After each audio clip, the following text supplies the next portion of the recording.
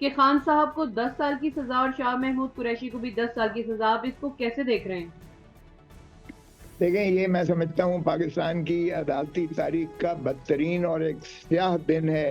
جس طرح کے باقی اس طرح کے فیصلے ہوئے ہیں سیاسی انداز میں، جس طرح سیاسی اپنے مخالفین کو ایک قسم کا ان کے ساتھ انتقامی کارروائی کی گئی ہے، یہ اسی کے تسلسل اور شاخسانہ میں یہ بدترین ایک فیصلہ ہے۔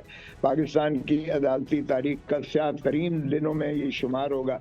اور اگر یہ سمجھتے ہیں کہ اس طریقے سے پاکستان تحریک انصاف کے کارکن خائف ہو جائیں گے یا دب جائیں گے تو یہ غلط فہمی میں ہے۔